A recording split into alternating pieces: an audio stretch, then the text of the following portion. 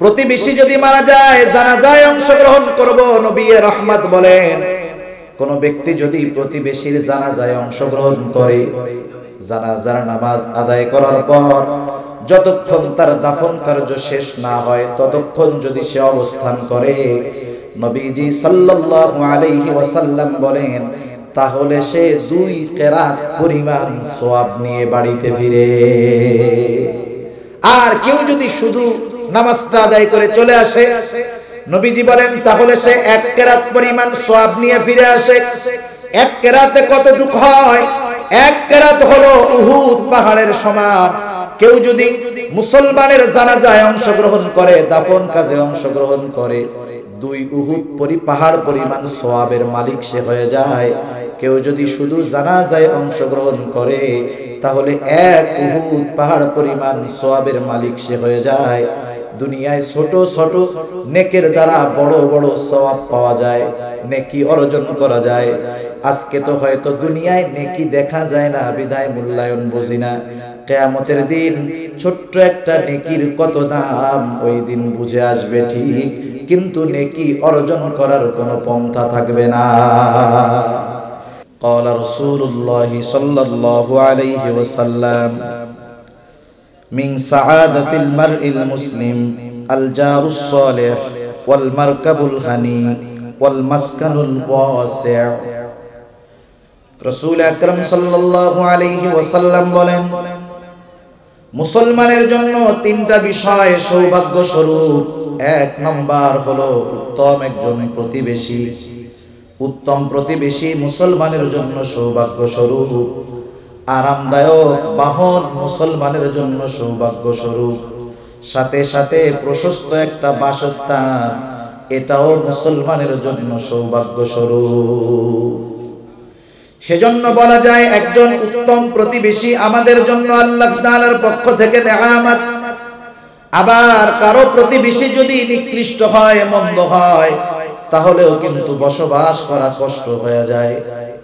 আপনি দিনদার মানুষ, আপনি গান বাদ্য টেলিভিশন নাচ গান পছন্দ করেন না, ন্যূনতম দিনদারিত্ব যার মধ্যে আছে, এই বিষয়গুলো হারাম বিষয় সে এড়ায়া চলে। কিন্তু আমার আপনার কোনো খারাপ প্রতিবেশী যদি গান বাদ্য শোনায় অভ্যস্ত হয়, বড় বড় সাউন্ড দিয়ে যদি গান শোনে, নাচ গান করে, বেহায়াপনার মধ্যে লিপ্ত থাকে, বলেন তো ওই প্রতিবেশীর কারণে আমরা কষ্টের সম্মুখীন হই কি হই না? এই সব প্রতিবেশী হলো নিকৃষ্ট প্রতিবেশী।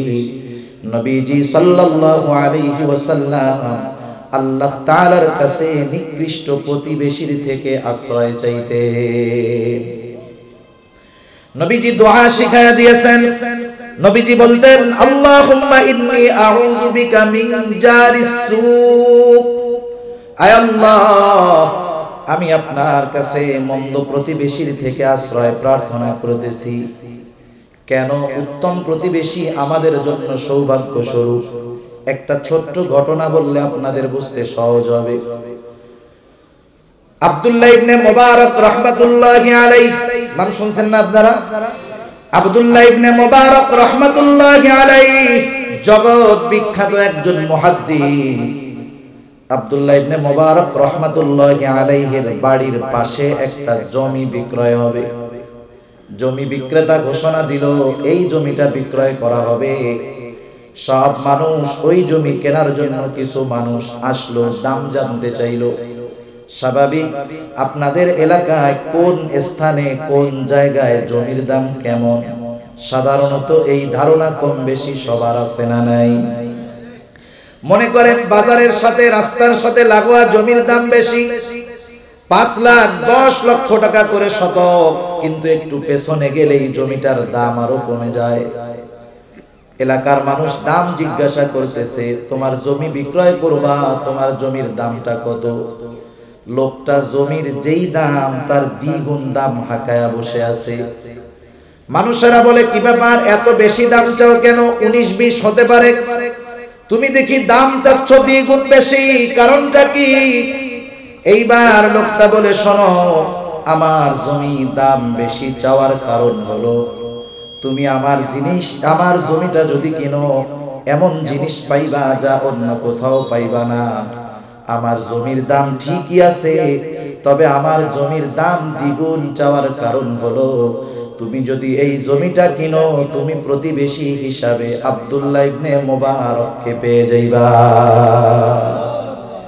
একটু আগে যারা দামাদামি করতেছে এখন কাড়াকাড়ি লেগে বলতেছে আমি নিব, আমারে দাও, আমারে দাও। প্রতিযোগিতা দিয়ে দ্বিগুণ দাম দিয়ে মানুষ কেনার লোক বের হয়ে গেছে। শুধু যখন বুঝতে পারছে আমার প্রতিবেশী হবে আব্দুল্লাহ ইবনে মুবারক, তাইলে তার মতো একজন মানুষের পাশে যদি থাকা যায়, এর চাইতে সৌভাগ্যের আর কি হতে পারে? ঠিক কিনা বলেন? এজন্য আমাদেরকেও উত্তম প্রতিবেশী হতে হবে। আমাদের খাসলাত তথা মানুষের একটা খাসলাত আছে, আমরা সব সময় চাই ভালোটা, কিন্তু ভালোটা নিজে হই না।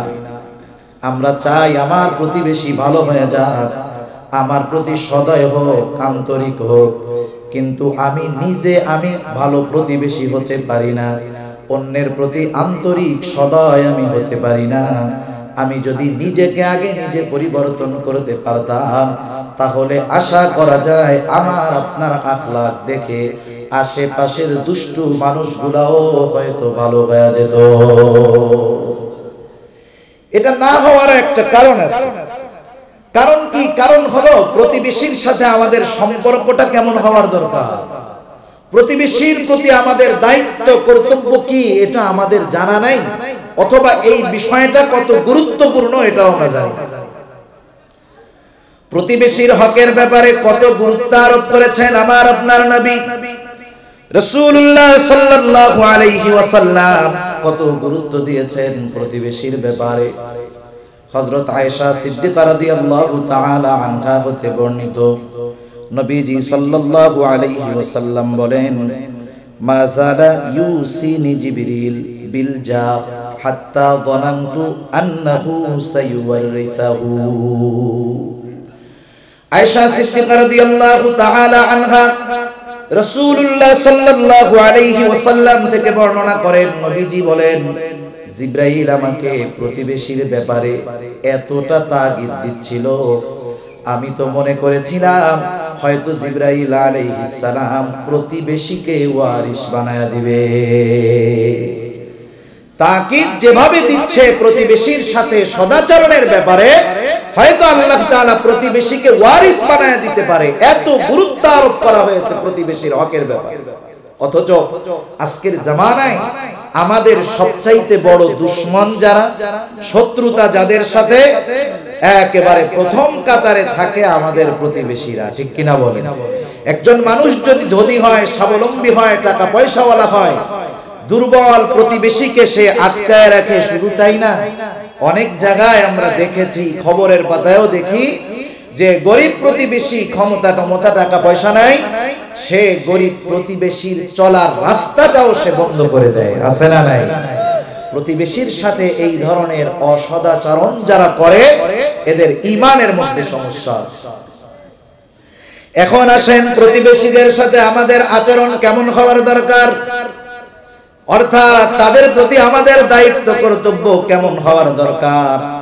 কয়েকটা পয়েন্ট আপনাদের খেদমতে আলোচনা করলে বুঝতে সহজ হবে। এক নাম্বার, অবশ্যই আমাকে আপনাকে প্রতিবেশীর সাথে সদাচরণ তথা উত্তম ব্যবহার করতে হবে। আল্লাহ তাআলা কোরআনুল কারীমের সূরাতুন নিসা 36 নম্বর আয়াতে এই কথাই আল্লাহ তাআলা বলে দিয়েছেন যে তোমরা প্রতিবেশী, দূরবর্তী প্রতিবেশী আর নিকটবর্তী প্রতিবেশী সবার সাথে উত্তম আচরণ করো, সদাচরণ করো, ভালো ব্যবহার করো। এই আদেশটা কার একটু বলেন না? আল্লাহ তাআলার আদেশ এটা। সাথে সাথে রাসূলুল্লাহ সাল্লাল্লাহু আলাইহি ওয়াসাল্লাম বলেন, মান কানা ইউমিনু বিল্লাহি ওয়াল ইয়াউমিল আখির ফালইউহসিন ইলা জারিহি। নবীজি বলেন, যে আল্লাহর প্রতি এবং কিয়ামতের প্রতি বিশ্বাস রাখে, সে জানি তার প্রতিবেশীর সাথে সদাচরণ করে, উত্তম ব্যবহার করে। শুধু তাই না, নবীজি সাল্লাল্লাহু আলাইহি ওয়াসাল্লাম হযরত আবু হুরায়রা রাদিয়াল্লাহু তাআলা আনহুকে একটা হাদিসের মধ্যে আসছে গুরুত্বপূর্ণ 5টা নসিহত করেছেন। গুরুত্বপূর্ণ 5টি নসিহতের মধ্যে একটি হলো নবীজি বলেন ওয়া আহসিন ইলা জারিকা তাকুম মুমিনা। নবীজি বলতেছেন, ও আবু হুরায়রা, তুমি প্রতিবেশীর সাথে উত্তম ব্যবহার করো, তাহলে কি হবে? মুমিনা, তুমি প্রকৃত মুমিন হতে পারবা। তাহলে প্রতিবেশী সে ধনী হোক গরিব হোক, মুসলিম হোক অমুসলিম হোক, আত্মীয় হোক অনাত্মীয় হোক, প্রতিবেশী যে তার সাথে আমাকে আপনাকে ভালো আচরণ করতে হবে। এটা আল্লাহ এবং রাসূলুল্লাহ সাল্লাল্লাহু আলাইহি ওয়াসাল্লামের আদেশ। এরপরে আসেন, প্রতিবেশীকে কষ্ট দেওয়া যাবে না। রাসূলুল্লাহ সাল্লাল্লাহু আলাইহি ওয়াসাল্লাম বলেন, যে আল্লাহ এবং কিয়ামতের দিনের উপরে বিশ্বাস রাখে সে যেন তার প্রতিবেশীকে কষ্ট না দেয়, প্রতিবেশীকে যেন সে কষ্ট না দেয়। নবীজি সাল্লাল্লাহু আলাইহি ওয়াসাল্লাম একদিন বলতেছেন, আল্লাহু লা ইউমিনু ওয়াল্লাহি লা ইউমিনু ওয়াল্লাহি লা ইউমিনু। পরপর 3 বার যখন বলছে আল্লাহর কসম সে মুমিন নয়, আল্লাহর শপথ সে মুমিন নয়, আল্লাহর শপথ সে মুমিন নয়, নবীজি পরপর 3 বার বলেছে। গুরুত্বপূর্ণ কথা নবীজি 3 বার বলতেন। এবার সাহাবায়ে কেরাম জিজ্ঞাসা করেছে, ইয়া রাসূলুল্লাহ, ওই লোকটাকে যে সে মুমিন নয়?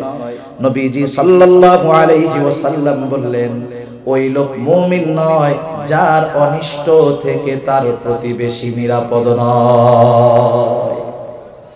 যে তার প্রতিবেশীকে কষ্ট দেয়, আল্লাহর রাসূল সাল্লাল্লাহু আলাইহি ওয়াসাল্লাম বলতেছেন সে মুমিন নয়, প্রকৃত মুমিন সে নয়। কারণ যে প্রকৃত মুমিন সে তার প্রতিবেশীকে কখনো কষ্ট দিতে পারে না। শুধু তাই না, রাসূলুল্লাহ সাল্লাল্লাহু আলাইহি ওয়াসাল্লাম বলেন, যারা প্রতিবেশীদেরকে কষ্ট দেয় তাদের পরিণতি কি হবে? নবীজি বলেন, লা ইয়াদখুলুল জান্নাতা মান লা ইয়ামানু জারুহু বিওয়াকিআহু। নবীজি সাল্লাল্লাহু আলাইহি ওয়াসাল্লাম বলেন, যে প্রতিবেশীকে কষ্ট দেয় সে জান্নাতে প্রবেশ করতে পারবে না। কত গুরুত্বপূর্ণ একটি বিষয়। প্রতিবেশীর সাথে সদাচরণের কতটা গুরুত্ব আল্লাহ এবং রাসূল দিলেন। প্রতিবেশীকে কষ্ট না দেওয়ার ব্যাপারে রাসূলুল্লাহ সাল্লাল্লাহু আলাইহি ওয়াসাল্লাম কেমন সতর্ক আমাদেরকে করলেন। এরপরেও না জানার কারণে অনেক সময় আমরা প্রতিবেশীদেরকে কষ্ট দেই কি দেই না? যারা একটু উঁচু শ্রেণীর মানুষ বিভিন্ন ভাবে কষ্ট দেয়, কথার মাধ্যমে কষ্ট দেয়, কর্মের মাধ্যমে কষ্ট দেয়, জমি দখলের মাধ্যমে কষ্ট দেয়, তার বিল্ডিং প্রতিবেশীর ছোট মাটির ঘর, উপর থেকে ময়লা ফালায় প্রতিবেশীকে কষ্ট দেয়, বিভিন্ন পদ্ধতিতে প্রতিবেশীকে যারা কষ্ট দেয়, নবীজি সাল্লাল্লাহু আলাইহি ওয়াসাল্লাম তাদের ব্যাপারে এই কথাগুলো বলছেন। এরপরে আসেন, প্রতিবেশীর সাথে আমরা ঝগড়া করব না।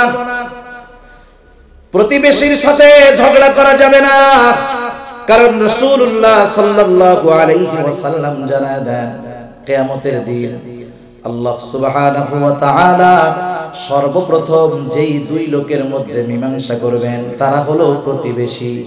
দুনিয়াতে তারা যেই ঝগড়া করেছে, আল্লাহ রাব্বুল আলামিন কিয়ামতের দিন এই 2 প্রতিবেশীর বিচার প্রথম করবে। সেজন্য আমরা প্রতিবেশীর সাথে ঝগড়া করব না। আমাদের গ্রাম অঞ্চলে এইগুলা অনেক হয়।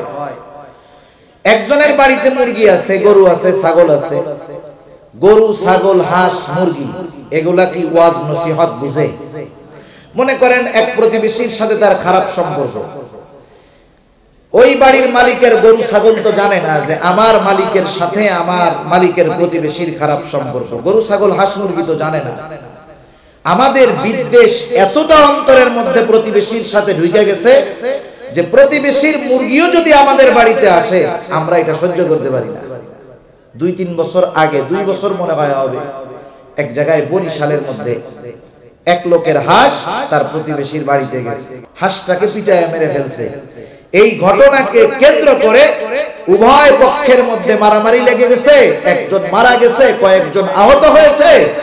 এখন জেলখানার মধ্যে মানুষেরা পৌঁছতেছে। সেজন্য তুচ্ছ বিষয় নিয়ে আমরা প্রতিবেশীর সাথে ঝগড়া লাগাবো না। অনেক সময় প্রতিবেশীর ছোট বাচ্চা থাকে, কান্না করে, এটাও অনেক প্রতিবেশী সহ্য করতে পারে না, আমরা এমনটাও করব না। বরং কোন কোন ক্ষেত্রে যদি প্রতিবেশী আমাদেরকে কষ্ট দেয়, একটু সবর করব, হয়তো আল্লাহ রাব্বুল আলামিন এর কারণে উত্তম প্রতিদান আমাদেরকে দান করবে। আমরা ঝগড়াইটা লোক হব না ইনশাআল্লাহ। কারণ একটা মানুষ যদি উত্তম আখলাক প্রদর্শন করতে পারে, পাশে যদি খারাপ মানুষও থাকে, একটা সময় এই উত্তম আখলাক দেখে সে নিজেকে শুধরে নেয়। সে হয়তো চিন্তা করবে, দেখো লোকটাকে আমি কত কষ্ট দেই, তার সাথে খারাপ আচরণ করি, অথচ এ তার কোনো প্রতি উত্তর দেয় না। 2-4-10 দিন পরে সে নিজ থেকে নিস্তেজ হয়ে যাবে, আর হয়তো সে কোনো প্রতিবেশীর সাথে খারাপ আচরণ বা ঝগড়াঝাটি করবে না। এজন্য আমরা প্রতিবেশীর সাথে ঝগড়াঝাটি করব না। এরপরে প্রতিবেশীকে আমরা হাদিয়া দিব, কারণ রাসূলুল্লাহ সাল্লাল্লাহু আলাইহি ওয়াসাল্লাম বলেন, হাদিয়া পরস্পর লেনদেনের মাধ্যমে ভালোবাসা বাড়ে, মহব্বত বাড়ে। একটা সময় গ্রাম অঞ্চলের মধ্যে এই প্রচলন ছিল, ছোটবেলায় আমরা দেখেছি, কোন পরিবারে যদি কোনো ভালো কিছু রান্না করা হতো, পাশে আশেপাশে যারা আছে তাদেরকেও দেওয়া হতো। কিন্তু এখন আমাদের সব এক কেন্দ্রিক, একমুখী জীবন হয়ে গেছে। আমরা অনেক সময় পেট ভরে খাই, প্রতিবেশী অভুক্ত থাকে সেদিকেও আমাদের কোনো নজর থাকে না। অথচ নবীজি সাল্লাল্লাহু আলাইহি ওয়াসাল্লাম বলেন, তোমরা যখন তরকারি রান্না করবা, তরকারির মধ্যে একটু বেশি করে পানি দিবা, ঝোলের পানি একটু বেশি দিবা। কেন দিবা? যাতে করে তোমরা তোমাদের প্রতিবেশীর খোঁজ খবর নিতে পারো। সুবহানাল্লাহ। পারস্পরিক আন্তরিকতা, মহব্বত, ভালোবাসার শিক্ষা ইসলাম এত সুন্দরভাবে দিয়েছে, দুনিয়ার আর কোন জীবন ব্যবস্থা এত সুন্দর ব্যবস্থাপনা রাখে নাই। সুবহানাল্লাহ। এজন্য এই অভ্যাসটা আমরা করব। আমাদের প্রতিবেশী যারা আছে, আমরা যদি ভালো কিছু রান্না করি, তাদের জন্য আমরা সেটা নিয়ে যাব। এরপরে প্রতিবেশীর প্রতি অন্যতম একটি কর্তব্য, প্রতিবেশীকে অভুক্ত রেখে আমরা ভুরি ভোজন করব না, বরং প্রতিবেশীর ব্যাপারে আমরা খেয়াল রাখব। রাসূল আকরাম সাল্লাল্লাহু আলাইহি ওয়াসাল্লাম জানায় দেন, নবীজি বলেন, লাইসাল মুমিনুল্লাযী ইয়াশবাউ ওয়া জারুহু জাইউন ইলা জামবিহি। নবীজি বলেন, ওই লোকটা মুমিন হতে পারে না যে পেট পুরে আহার করলো, খাবার খাইলো, আর তার প্রতিবেশী অভুক্ত থাকলো। এই লোক প্রকৃত মুমিন হতে পারে না। সেজন্য প্রতিবেশীর ব্যাপারে খেয়াল রাখতে হবে। কেন? মনে করেন আমাদের সমাজে অনেক খারাপ মানুষ আছে, চোর, চুট্টা, ছিনতাইকারী, আরো বিভিন্ন অপরাধের সাথে জড়িত মানুষ আছে না নাই? আমরা শুধু অপরাধীর অপরাধকে দেখি, একটু ফাইন্ড আউট করার দরকার, একটু যাচাই বাছাই করার দরকার যে এই লোকগুলা কেন এই অপরাধের সাথে জড়ায় গেল। আমরা যদি একটু আশেপাশে খোঁজ নেই, তাহলে আমরা দেখতে পাবো যে আমার আপনার অনেক প্রতিবেশী অপকর্ম, অপরাধের সাথে জড়ানোর অন্যতম কারণ হলো তার অভাব। ঠিক না? হাদিসের মধ্যে আসছে, কাদাল ফাকিরু আন ইয়াকুনা কুফরা, দারিদ্রতা মানুষকে কুফরি পর্যন্ত পৌঁছায়া দেয়। এখন প্রতিবেশীর প্রতি আমার দায়িত্বটা কি? আমি একজন সচ্ছল মানুষ, আল্লাহ তাআলা আমাকে আপনাকে সম্পদ দিয়েছে, আমার প্রতিবেশী অভাবের কারণে অপরাধের পথে চলে গেছে, আমি আপনি মনে করি ওর কবরে ও যাবে, ওর বিচার আল্লাহ তাআলার কাছে আল্লাহ তাআলা করবে, ওর হিসাব আল্লাহ তাআলার কাছে ও দিবে, আমার তাতে কি আসে যায়? কিন্তু মনে রাখতে হবে, আমার জ্ঞাতসারে, আমার জানা অবস্থায় আমার কোন অভাবী প্রতিবেশী যদি অভাবের কারণে গুনার পথে চলে যায়, পাপ অবলম্বন করে পাপের পথে চলে যায়, কিয়ামতের দিন আল্লাহ রাব্বুল আলামিনের দরবারে ওই লোকটা একা পাপী হিসাবে সাব্যস্ত হবে না। তার এই পাপের পথে যাওয়ার কারণে সচ্ছল প্রতিবেশীকেও আল্লাহ রাব্বুল আলামিনের দরবারে জবাবদিহিতা করা লাগবে। সেজন্য আমরা যারা সচ্ছল আছি, আমাদের উচিত আমাদের আশেপাশের যারা আছেন তাদের প্রতি খেয়াল রাখা। সচ্ছলতা আল্লাহ তাআলার নিয়ামত। আমরা অনেক সময় সম্পদ পাইলে নিয়ামত মনে করি, এটারে পরীক্ষা মনে করি না।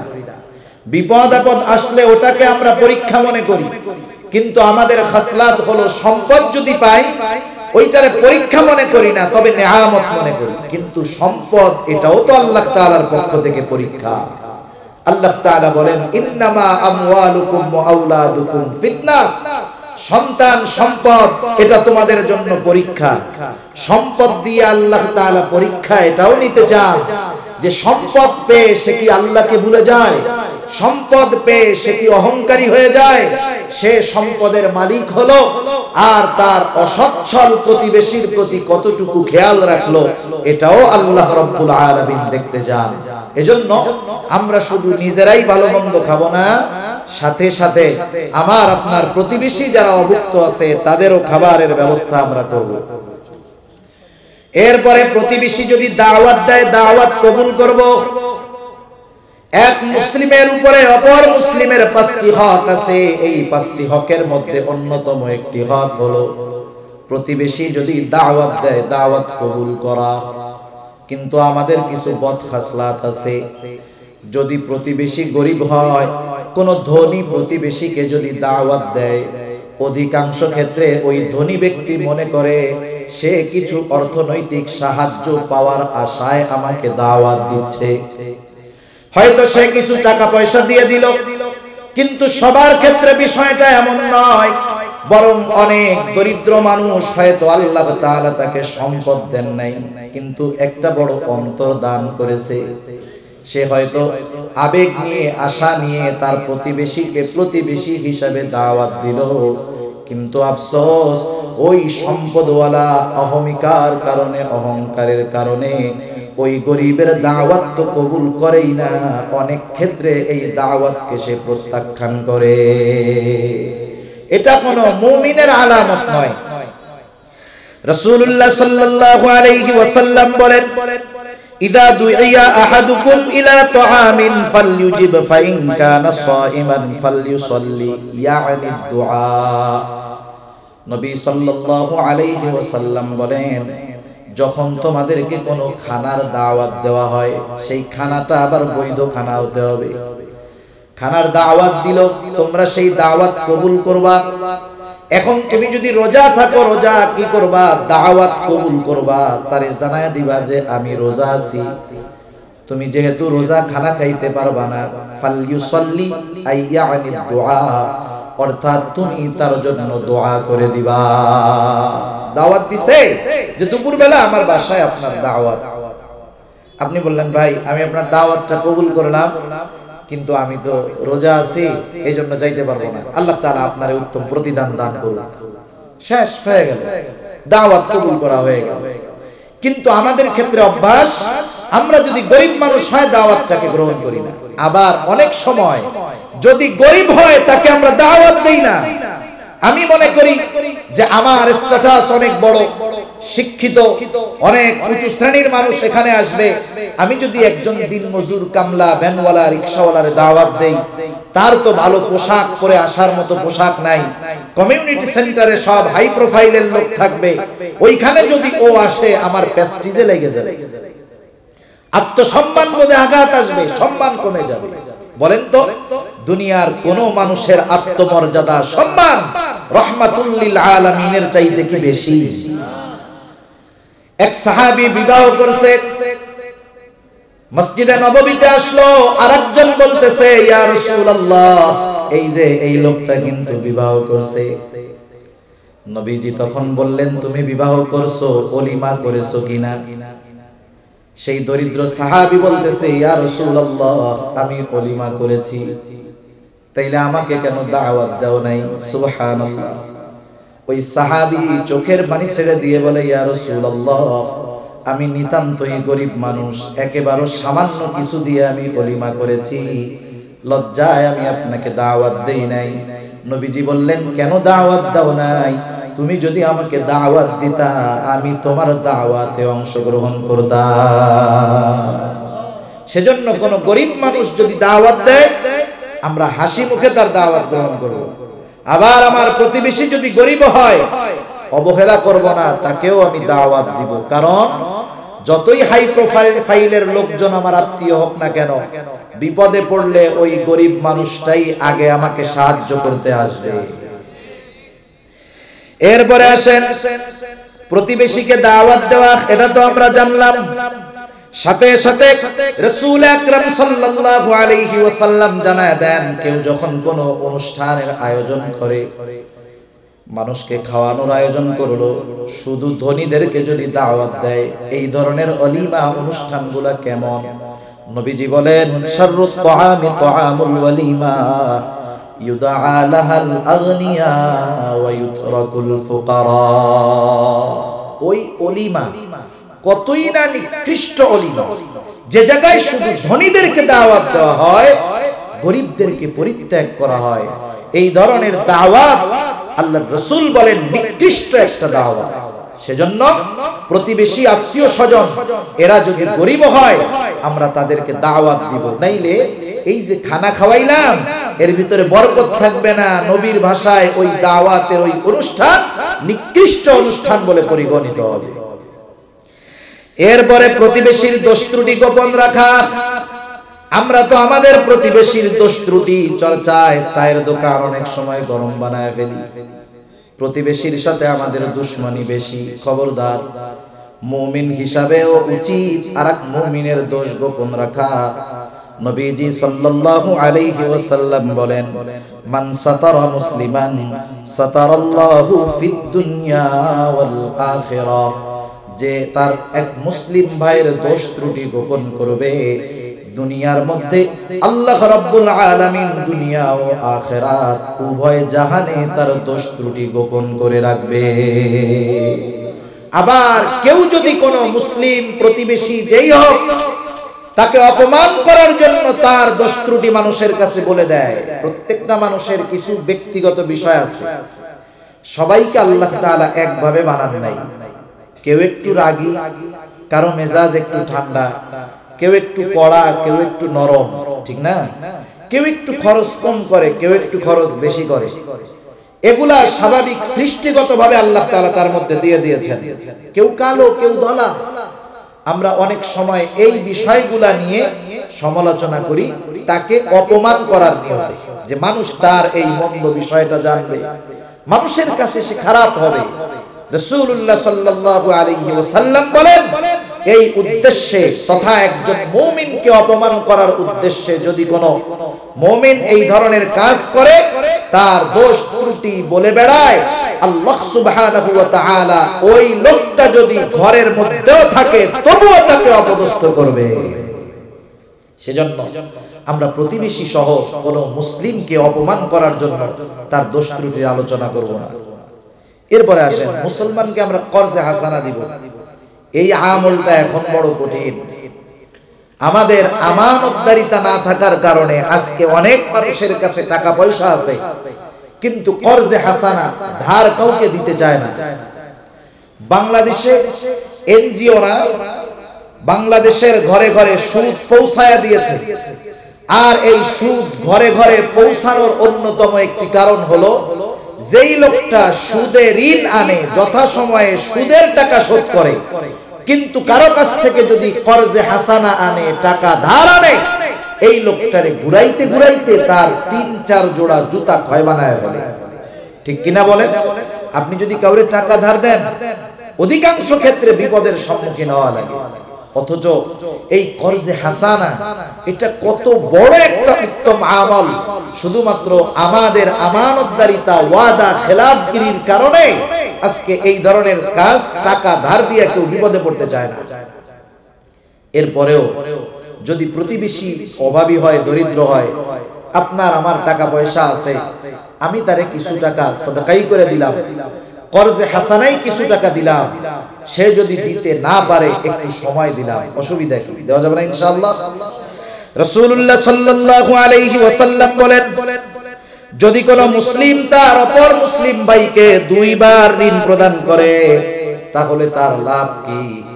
এই 2 বার ঋণ প্রদান করার কারণে আল্লাহ রাব্বুল আলামিন তার আমলনামায় এই পরিমাণ অর্থ যদি একবার সে সাদকা করত, যেই পরিমাণ সওয়াব হতো ঋণ দেওয়ার কারণে সেই পরিমাণ সওয়াব আল্লাহ তাআলা তার আমলনামায় লিখে দেয়।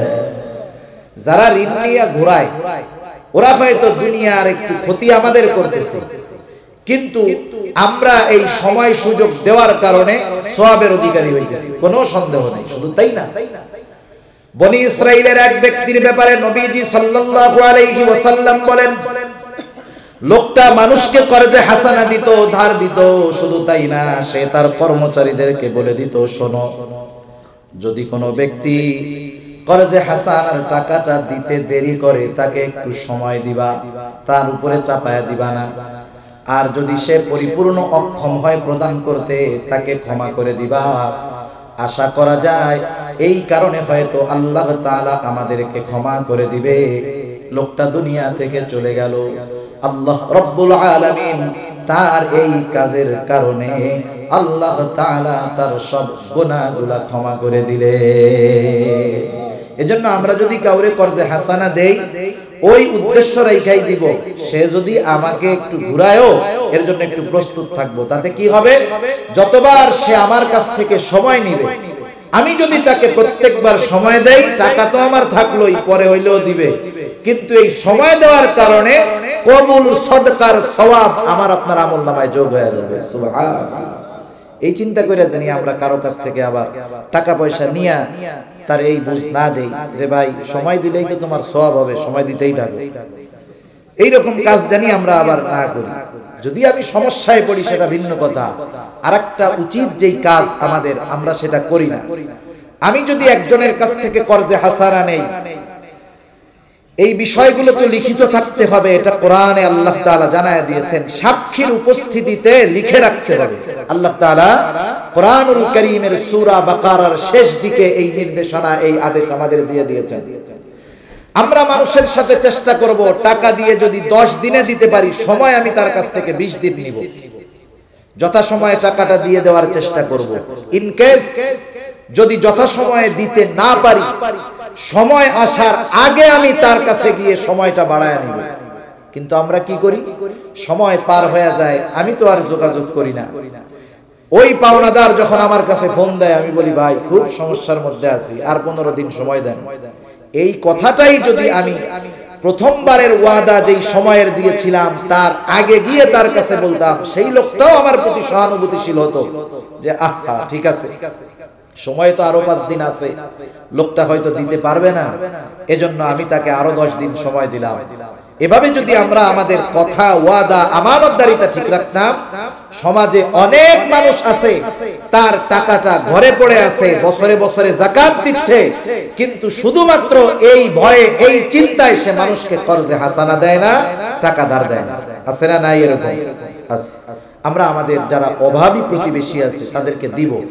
যদি মনে করি যে দিতে পারবে না, পরিমাণটা একটু কম দিয়া প্রয়োজনে তারে সাদকা করে দিলাম, অসুবিধা নাই তো ইনশাআল্লাহ। এরপরে আসেন প্রতিবেশী অসুস্থ হলে দেখতে যাওয়া। রাসূল আকরাম সাল্লাল্লাহু আলাইহি ওয়াসাল্লাম রোগী দেখার ফজিলত সম্পর্কে নবীজি বলেন, ইন্নাল মুসলিমা ইযা আদা আখাহুল মুসলিম লাম ইয়াজাল ফি খুরফাতিল জান্নাহ হাত্তা ইয়ারজিআ। নবীজি সাল্লাল্লাহু আলাইহি ওয়াসাল্লাম বলেন, যখন কোন মুসলিম তার অপর মুসলিম অসুস্থ ভাইকে দেখার জন্য যায়, জান্নাতের ফল আরোহণ করতে থাকে সে যতক্ষণ না ওই জায়গা থেকে ফিরে আসে।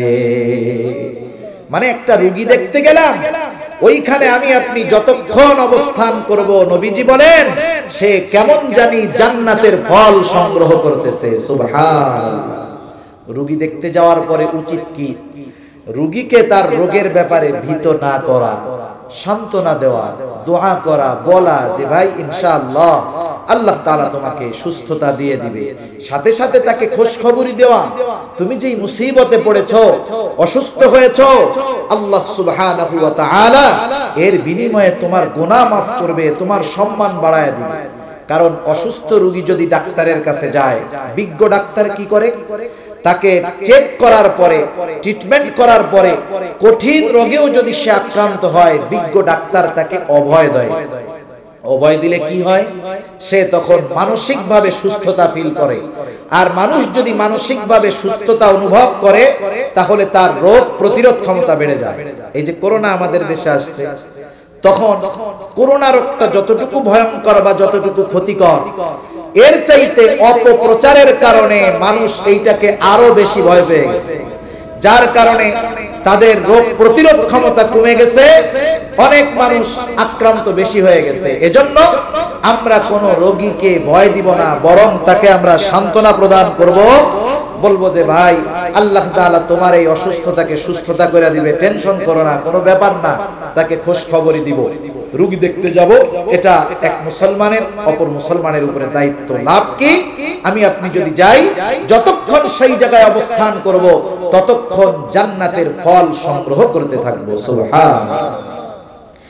এরপরে আসেন, প্রতিবেশী যদি মারা যায় তার জানাজায় অংশগ্রহণ করব।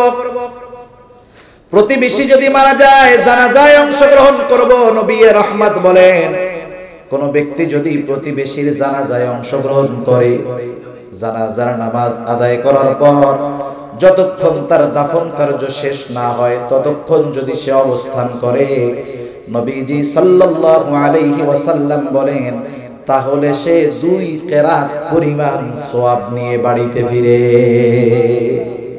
আর কেউ যদি শুধু নামাজটা আদায় করে চলে আসে, নবীজি বলেন তাহলে সে 1 কেরাত পরিমাণ সওয়াব নিয়ে ফিরে আসে।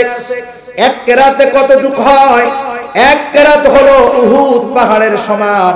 কেউ যদি মুসলমানের জানাজায় অংশগ্রহণ করে, দাফন কাজে অংশগ্রহণ করে, 2 উহুদ পাহাড় পরিমাণ সওয়াবের মালিক সে হয়ে যায়। কেউ যদি শুধু জানাজায় অংশগ্রহণ করে, তাহলে 1 উহুদ পাহাড় পরিমাণ সওয়াবের মালিক সে হয়ে যায়। দুনিয়ায় ছোট ছোট নেকের দ্বারা বড় বড় সওয়াব পাওয়া যায়, নেকি অর্জন করা যায়। আজকে তো হয়তো দুনিয়ায় নেকি দেখা যায় না, বিদায় মূল্যায়ন বুঝি না। কিয়ামতের দিন ছোট্ট একটা নেকির কত দাম, ওই দিন বুঝে আসবে ঠিক, কিন্তু নেকি অর্জন করার কোনো পন্থা থাকবে না।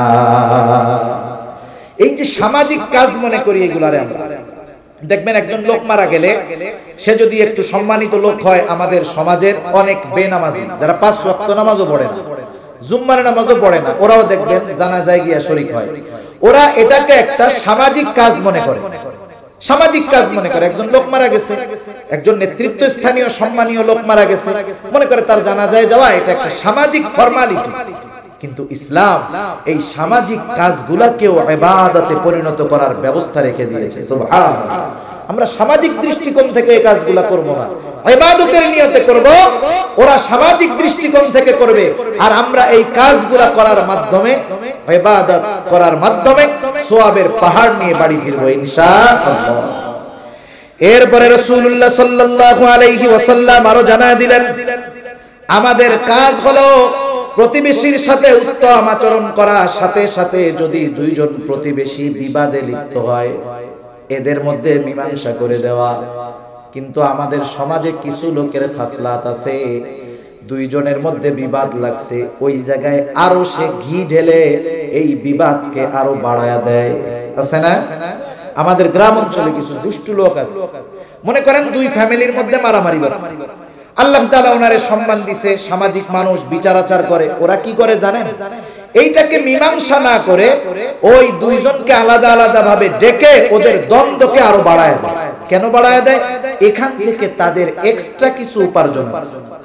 এই কাজ হলো শয়তানের কাজ, আর মুমিনের কাজ কি? আল্লাহ তাআলা বলেন, ইন্নামাল মুমিনুনা ইখওয়াতুন ফাআসলিহু বাইনা আখাওয়াইকুম। আল্লাহ তাআলা বলেন, ইন্নামাল মুমিনুনা ইখওয়া, মুমিন পরস্পর পরস্পর ভাই। ফাআসলিহু বাইনা আখাওয়াইকুম, তোমরা তোমাদের ভাইদের মধ্যে যখন কোনো দ্বন্দ্ব হবে, ফাআসলিহু, তোমরা এটার সলাহ সমাধান মীমাংসা করে দিবা।